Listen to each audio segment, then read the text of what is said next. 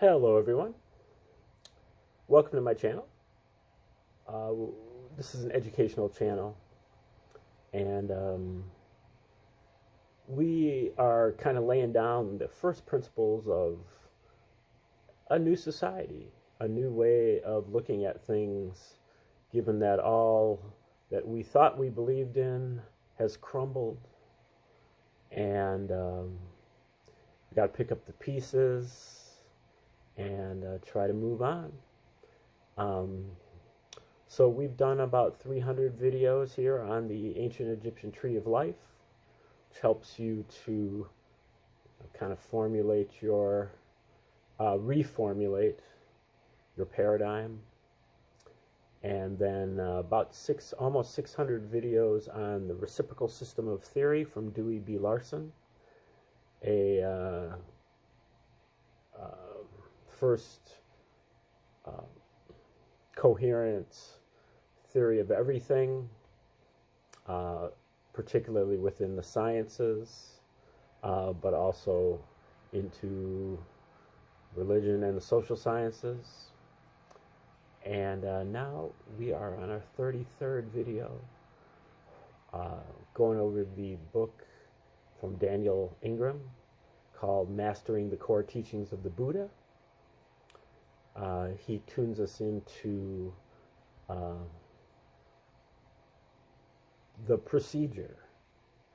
To me, that's really what Buddhism is. It's just a method, a technology, maps, and instructions on how to enlighten yourself using nothing but whatever's in your mind and meditation. And so he gives a lot of instructions about meditation, a lot of finer points, the maps of our attention, our consciousness, the jhanas, what he calls jhanas, basically the various altered trance states that we can enter into during meditation. And if we have the maps, we kind of know where we're going, what we're doing, what we're trying to be doing.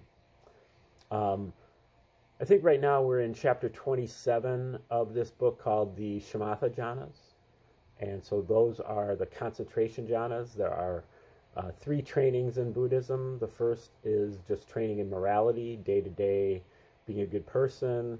The second is training in concentration. It's being able to meditate on an object, something solid. And then insight meditation, which is what can potentially wake us up and end suffering for us. But it is very difficult. And it is done by investigating the 3 characteristics: impermanence, dissatisfactoriness, and no self of all phenomena from our 6 sense doors, our 5 senses, and our mind, and really attempting to investigate as many of those sensations as possible, and become more and more adept at breaking those things down. The Shamatha jhanas are for the concentration jhanas, so that's where we're at right now. We're going to start, he's just given us some more instructions.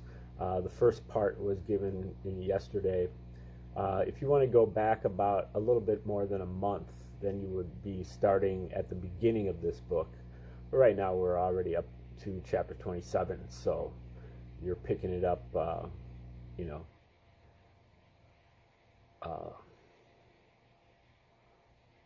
we're probably a fourth of the way through this book.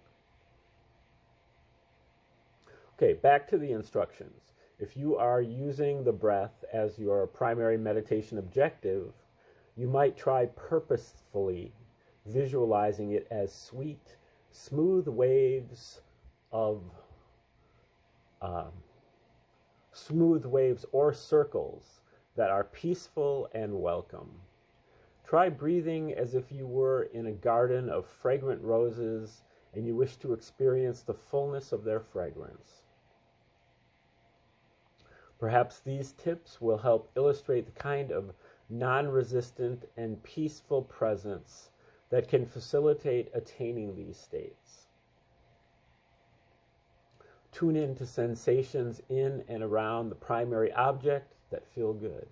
Harbor no guilt, anxiety, or fear related to the depths of pleasure, ease, and well-being. The spiritual life need not be a relentless, austere grind, particularly when doing concentration practices. As concentration improves, it is as though the mind sees the first shamatha jhana and grabs onto it like you would grab onto a slowly moving bus you were trying to hop onto. Having an idea of what you are looking for, something enjoyable and steady, can be helpful.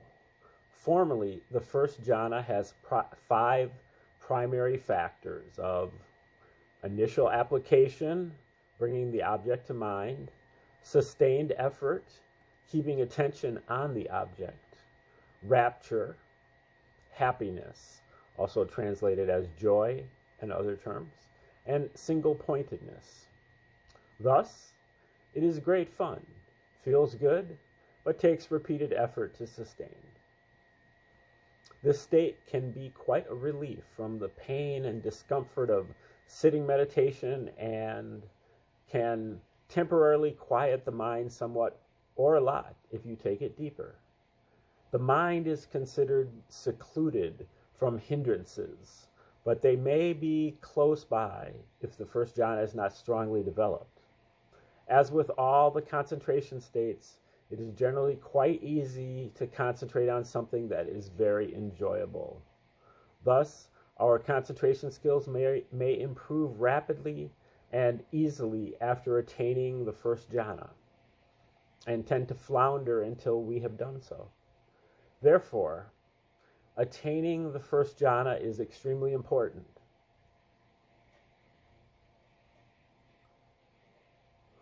In the previous section on the generic jhanas, I mentioned that the first jhana is narrow in terms of the extent of a given object you can appreciate clearly at any one moment.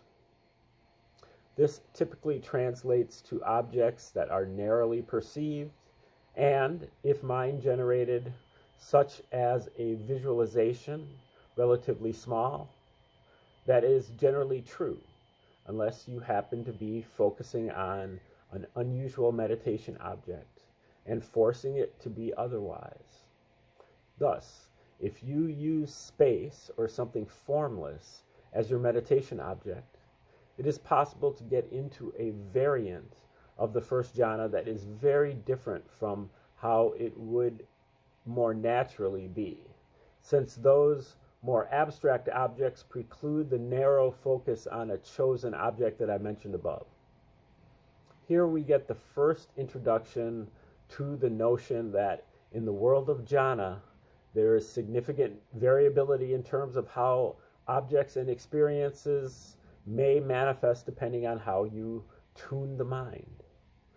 This has caused endless confusion among jhana practitioners who didn't understand one another, because their focuses, objects, and ways of approaching them were so different. For example, I remember when I was near the end of the first week of my 3rd meditation retreat, and I was doing what I thought was insight practice, as I didn't know any better at the time. I was following the breath like a rabid dog with very high sustained effort, and I got into this state where the breath became more and more abstract, more and more subtle, but still the concentration on it was hyper effortful, relatively light, and very first jhana in that regard. As this deepened, the body basically vanished. Then anything like the normal breath vanished. And what was left was a very abstract, sinusoidal movement that once had been the breath in an otherwise essentially undifferentiated blank space, with sound, body, and the rest all completely gone. This was still first jhana, just a relatively refined first jhana, using what had turned into an abstract object. The classic signs of the second jhana would show up later, albeit the second vipassana jhana, and alternating between shamatha-esque jhanas and vipassana-esque jhanas is normal for many insight practitioners. As another example, I was on a later retreat focusing on a candle flame, and after staring at it for a bit, I would close my eyes and the complementary color, generally referred to in this context as visual purple, even if not actually purple, version of the flame would appear. Then it would change into a stable, bright, pure, very circular, glowing red dot that would burn brighter and get more flawlessly round and pure as I gave it more attention. This was also the first jhana. These two objects, the abstract sinusoidal movement and the red dot, and the states of consciousness I was in while experiencing them, may seem essentially nothing alike, and yet I can assure you they were the same in an important fundamental jhanic way. Later I will describe the stages of insight and tell you that the first three of those stages are also in the general territory of the first jhana, only the vipassana end of jhana, and they will superficially look nothing like these two descriptions at all. Regardless of the specifics of how the first jhana manifests, people tend to really like the first shamatha jhana and may cling to it for the rest of the retreat or cultivate it again and again in their sitting practice at home. It is relatively easy for many people to get into the light end of it, which is still nice and a promotion from normal attention. To get deeply into the first jhana requires more skill, and the range of depths to which some skilled practitioners can take the first jhana is remarkable. From the first jhana, there are basically three things a meditator can do. 1. Get stuck there. He says, I know someone who spent some 20 years cultivating the first jhana in daily practice, thinking that was insight practice. 2. Progress to the second jhana. Or 3. Investigate the three characteristics of the first jhana and thus progress in insight. They can direct their attention to breaking the illusion of the solidity of that state into its component individual sensations so as to gain insight into their actual mode of momentary presentation. One way to break down jhanas into objects of insight practice is to start noting every time you become aware of some aspect of that jhana. Special attention must be paid to noticing the experience of the precise arising and passing of every individual sensation that makes up the state, particularly the primary beneficial factors of the state listed above. In this way, we might note stability, solidity, steadiness, bliss, silence, rapture, effort, or whatever colors or sounds, etc., may arise as the jhanic object, along with thoughts about the jhana. Do this again and again each time you become aware of those qualities, which is quite often if you are paying fine attention. If you investigate clearly and have strong concentration, you may get into states that have both shamatha and vipassana qualities, both blissful and quiet, yet fluxing and very rapidly precise and analytical. These fusion states have the advantages of being a lot more fun and interesting than states supported by less mental power. They have the disadvantage of potentially having the subtler jhanic aspects gunk up your insight practice, if not clearly perceived, to arise and vanish. Still, the practitioner that draws on both strong shamatha and strong vipassana to cut through the trap presented by the pleasant jhanic factors will make fast and easy progress, as the mind is strong, practice is profound, investigation is keen, and hindrances are far away. Some mix of talent, very good conditions, sustained practice, great instruction, and very developed meditation skills is usually required for this optimal fusion of the two styles to work out. And many will find that developing one side or the other well is initially much easier, hence the insight first and concentration first schools of practice. While it is not actually possible to perceive clearly the arising and passing of every single sensation in the first jhana, as that sort of hyper-inclusivity is not the first jhana's nature, or even to be perfectly mindful of every sensation, it is definitely possible to be clear about enough of them to reach awakening, and that is what matters. It is somewhat common for us to investigate half-heartedly and not pay careful attention to the myriad sensations that make up rapture, happiness, and stability. As unconsciously, we are attached to the pleasure of these sensations, and thus we want them to last, to be permanent, to be satisfactory, and to be me or mine. Some degree of stagnation is guaranteed in insight practice if you cling in this way to pleasant sensations, or anything else for that matter. In other words, if you fail to truly perceive the impermanence of all phenomena that make up your subjective experience, you will have artificially solidified them, clung to them in the standard yet not very precise parlance, and you will not gain clear insight into the way they occur.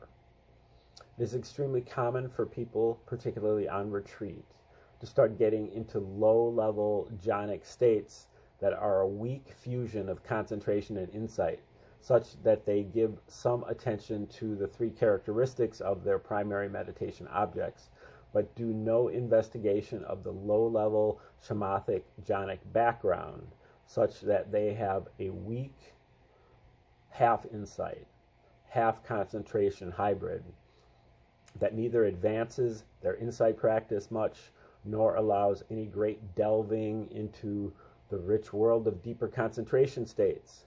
However, as this may be such a relief from spinning in neurotic content or their back and knee pain, they cling to it for the rest of the retreat. It is an improvement over what came before, but not much more. My advice to counter this trend is to cling to low-level half samatha, half vipassana jhana, is to pick either concentration or insight and really develop that, such that you really power either the insight or the concentration aspect of practice at any given time, meaning that if you are working on concentration, give that your all, and when you are doing insight practices, give that your all. If choosing vipassana, tear down the deceptive, blissful, seductive shamatha factors with the rapid investigative ruthlessness that getting them to unstick requires. If choosing shamatha, give the smooth bliss your full attention and cultivate it without restraint. If you are working with a teacher, such as on retreat, seek their input and work out what approach will be best in that context. This brings me somewhat belatedly to a discussion of which practice to do at any given time. This is a question you must answer for yourself. though the advice of whomever you consider your more advanced friends and teachers in the meditation world can be of great value here. What do you want to accomplish? What really calls you? If that is insight, then do it, and do it well. If it is concentration that beckons, spend time doing that well. I personally think that going for the first stage of awakening, as understood in the Theravada system and described in more detail later by doing insight practices, is critical. But if concentration is your bag, baby, and that is what really calls to you, then learn the shamatha jhanas well. Be honest about what they are, what they do and don't accomplish. Beware of their standard pitfalls and use them as a basis for insight. More pure concentration is a valuable skill set with its own merits, and since well-developed shamatha jhana that doesn't have vipassana elements is hard to come by, chances are some insight may creep in eventually so that you get a taste of it and can see if you like it. That said, there are plenty of people who get jhana yet never gain insight. So don't count on this strategy. The near enemy of the first shamatha jhana is excess concentration, meaning that when the applied and sustained effort of attention flags, somewhat excess concentration sets in. As the texts rightly say, the fact that you must make effort to get into and stay in this state will start to reveal itself as being coarse and annoying. The effort creating components take up a lot of processor time, but in a way that at this stage is generally not that obvious, at least in comparison to what comes later. And so plenty of information slips through without being perceived clearly, as it is obscured by effort itself.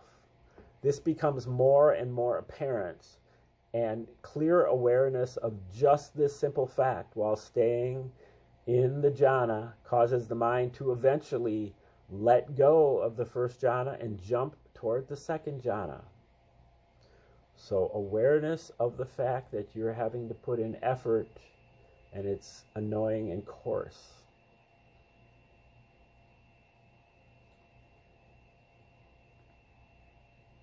And energy consuming, time consuming. Okay, now this section is called the second samatha jhana. The second shamatha jhana is like the first, a seemingly solidified mind state with the dropping of almost all applied and sustained effort. The rapture and happiness joy factors created by concentration can really predominate. Thus, whereas the first jhana requires you to make effort to pay attention to maintain it, the second jhana has much more of the quality of showing itself to you, welling up, filling the field of attention with itself, blossoming naturally, etc. The focus of attention extends out somewhat, sort of like looking straight ahead without focusing the eyes on anything specific. Mind-generated objects, such as visualizations, that in a well-developed visual-based first jhana are relatively stable, may now begin to move, spin, pulse, resonate, shimmer, subtly flux, or something similar in the second jhana in ways that correlate with the phase of the breath, moving slowly towards the top and bottom of the breath and more quickly in the middle. This fine movement may be subtle to some and very obvious to others. Mantras may suddenly seem to be repeating themselves. The breath suddenly is noticeably breathing itself, and there is something that feels great about that. This more insight-related aspect of change will not be noticed by everyone, but if you do notice it, that is very second jhana.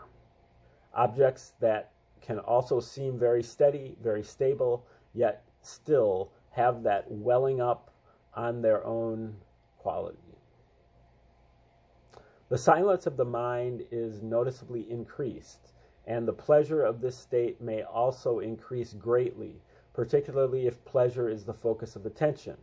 When this state is carefully cultivated, the intensity of its associated pleasure can become as strong as you can bear it, with words like orgasmic commonly used for those who take the pleasant aspects of it and amplify them through intent and concentration. Powerful bliss and rapture may show up in those who weren't expecting them nor inclining to that aspect of practice at all. Like all the other jhanas, the second jhana can be developed in many different directions depending on the focus, object, practitioner, depth, and practice style. Again, this state is a fine attainment, but can be quite captivating for obvious reasons. The second shamatha jhana has very skillful elements in that it cultivates 6 of the 7 factors of awakening to some degree, excluding investigation, and is more focused on rapture than on equanimity.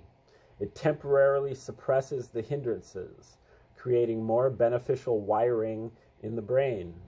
It is also very seductive and sticky. Some may get stuck cultivating this again and again for some period ranging from days to years. Again, the meditator has the option to 1. Get stuck here, 2.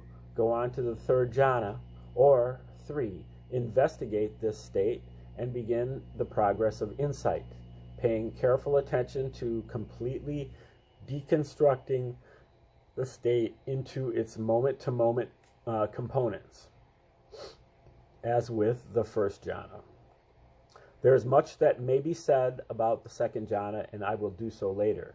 When you put together the information I will discuss later concerning a stage called the arising and passing away, with other considerations about the second jhana, hopefully you will get a more complete picture of the wide range of what can happen in this general territory.